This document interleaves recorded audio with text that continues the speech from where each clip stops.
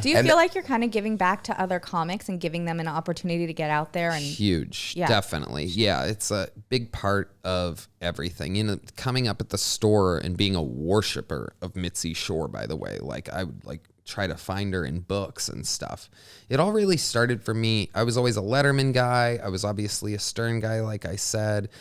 Everything that Jim Carrey, the more that I grew up, the more I realized that everything that I loved, truly loved as a child, were these guys that were in one building at one time or different times. And I'm like, wait, what? And then when I realized, this one's big, when I realized that you didn't have to pay, that college you needed tens of thousands of dollars for, and comedy you just do it for free. There's a thing called an open mic where it doesn't cost anything and you can get better at something that seems fun as hell. Like, it was a no-brainer for me.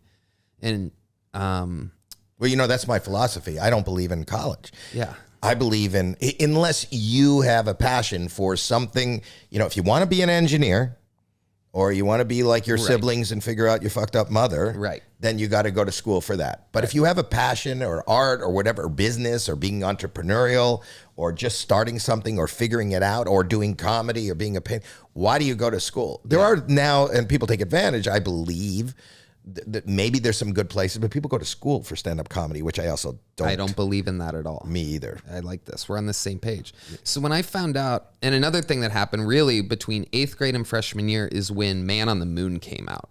And I was excited to see that because at the time, Jim Carrey's goofiness and silliness still had my interest big time. And so I went and saw it, and it was this more serious movie. And at the beginning of that, he's playing Andy Kaufman, and he's at the Improv, and the guy goes, "I don't think I can afford to pay you anymore, Andy." And it was right then where I realized, wait a second, you can get paid to be in a room with a microphone and entertain people? What? I remember it hitting me like a ton of bricks. Wait, no way that's possible. That seems way too good to be true. Because again, Youngstown, working class town, crime everywhere, this and that. Either you're going to work in a steel mill, or you're going to be a welder, or you got to go to college and be a doctor, which was never, I hated school. So in that scene in Man on the Moon, I'm like, what the fuck? And then it ends with Andy or Tony Clifton performing at the Comedy Store main room, and I saw those red neons and the red stage, which I had seen glimpses of and things before on HBO or here or there on the old what was that you guys used to do, the Comic Relief or whatever? Yeah.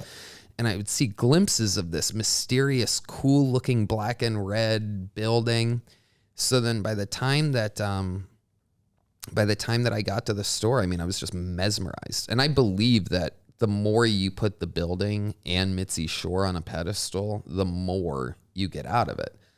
Well, I think that's what manifestation is. The fact that it's like meditating. If you're going to focus on a number, you have a mantra. I think the fact that you are so focused on the Comedy Store and Mitzi and what that meant and what it is, you're kind of you're manifesting that for yourself because you are being part of creating what is happening here in Austin, in podcasting, in the mothership, in being able to launch.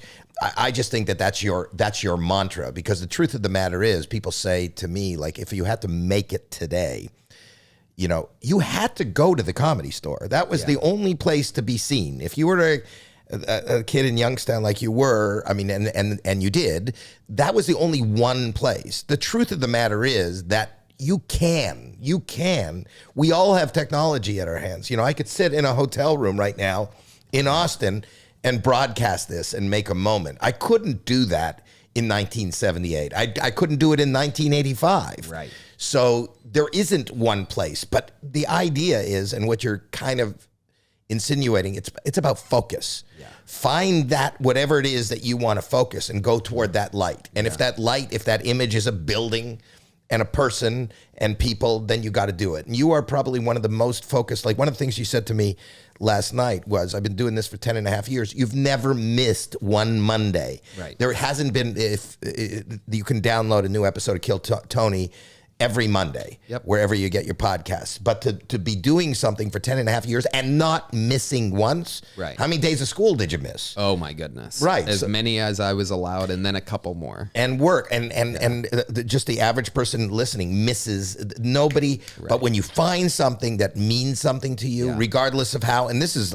I would imagine for the first year and a half, for the first 5 years, it wasn't as, I think it was as equally as satisfying for you, but it wasn't a huge success yet. Right. Yet it was a success. For me, success is finding your path and staying on your path. You know, your story that you're telling is kind of like a Tony Robbins story. It is.